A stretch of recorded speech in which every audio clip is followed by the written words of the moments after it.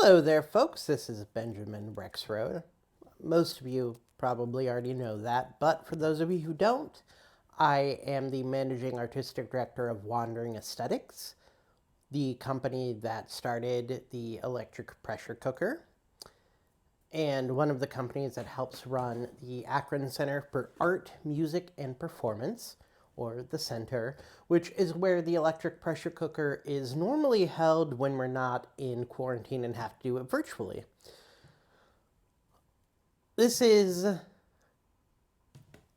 So I've recorded this in two different versions. My performance tonight for you virtually is a poetry reading.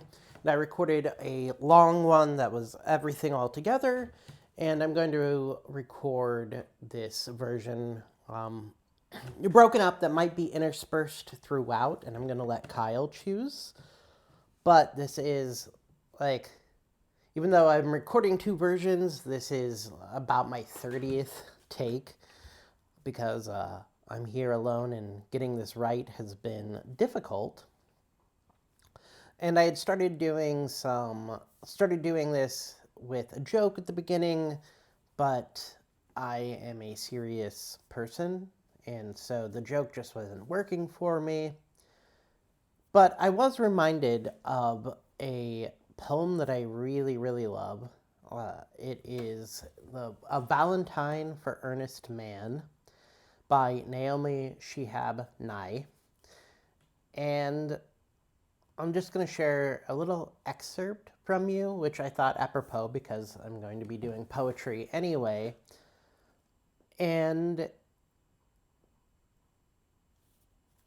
this line, there's a specific line in what I'm going to read to you. It always makes me, whenever I think, like, what is an aspect of Benjamin Rexroad, I always think of this line because I feel it really encapsulates a portion of my personality. So this is from the third stanza of the poem. And it says, "Once I knew a man who gave his wife 2 skunks for a valentine. He couldn't understand why she was crying. I thought they had such beautiful eyes. And he was serious. He was a serious man who lived in a serious way. Nothing was ugly just because the world said so." That he was a serious man who lived in a serious way, and nothing was ugly just because the world said so. Specifically, the serious man who lived in a serious way, but that whole thing, that is one of the best encapsulations I think that I could give for myself. So, the poems that I will be sharing tonight are what I would say is quarantine art. I asked people on Facebook to submit an abstract noun, which is a noun, so person, place, or thing, typically usually a thing, so it's a concept that can't be touched in some way, so emotions, ideas, a specific color, and a concrete noun, so a person, place, or thing that could be held or touched. And I put them together in a way that was this. So abstract noun is a specific color, concrete noun. And I just want to say a thing about quarantine art is that quarantine has been really hard for me. And I know that is basically everybody. So I'm not shining something new there, but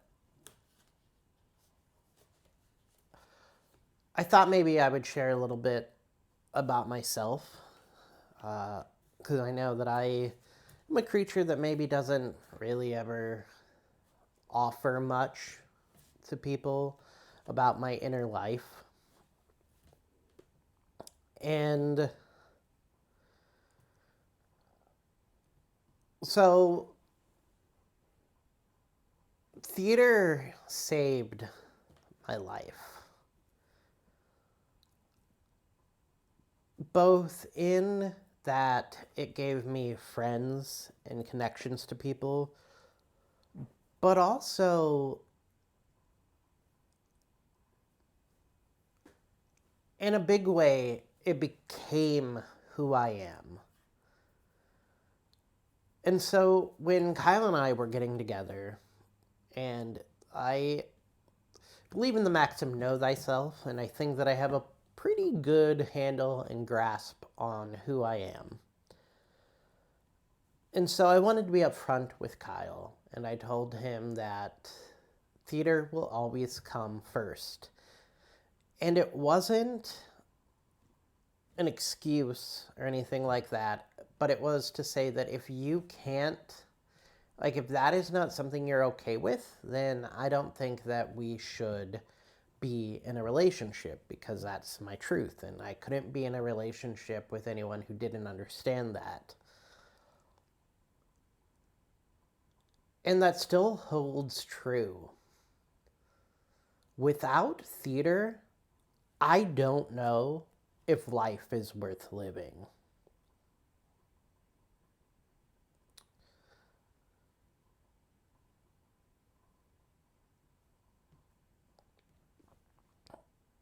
And that is difficult to say.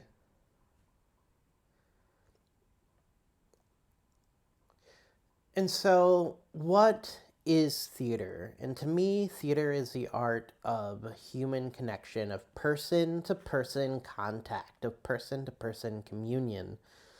Both performer to audience, but also director to performer. I only feel whole and complete when I am in rehearsal or when I am watching a performance that I helped create and watching actors go through their process. That is the only time that I feel totally and completely comfortable and totally and completely myself. And it's a big reason why I didn't ever want to pursue a movie career as a director. I wholeheartedly believe there's this saying that they say that movies are a director's medium. They're the ones who really craft the final product. Then television is a writer's medium. Typically, they're the ones crafting the stories and really setting things in motion, and a lot of the showrunners now are writers. And then theater is an actor's medium, because once a show is on its feet, it's really just the actors and the audience. And in fact, the only thing that you need to make theater is someone performing and someone watching it. You don't need lights, you don't need set, you don't need a director, you don't need script. The only thing that makes theater theater, or the only thing you need to make theater, is actors in an audience or performers in an audience. And there's nothing like that connection, that communion that happens in a live performance. There's nothing like seeing actors go on a journey. And so you don't get it through this kind of interface. So, that being said, I just wanted to give you a little bit about my truth, something about who I am, something that maybe would help you understand me a little better. It's also why a lot of times I don't have anything to say or venture about myself, because I that is a lot of what consumes my inner life, is thinking about that, thinking about performance. All right, so all that being said, I collected those prompts, and then we put them out through the center's Facebook page. We've had a bunch of people participate. You can still participate. The prompts are there, and you just go and leave your poem or leave your piece of writing in the comments. Not everything's a poem. It could be whatever you want. But leave it in the writing, or leave it in the comments, and we all will share, we'll follow along. It's been great to see what people have created. So most of my poems are titled the prompt. Some aren't, and I'll try to let you know what prompts they came from. So let's get started. And then, like I said, this version of what I'm doing is designed so that Kyle can sprinkle them throughout the performance. So that is up to him. So I might see if he picks this way. I'll see you throughout the night. All right. The very first one is Truth is a cobalt blue vase. The moment it falls from its pedestal to the faux marble floor of reality, do we shatter with it? Is this the truth that cracks our relationship?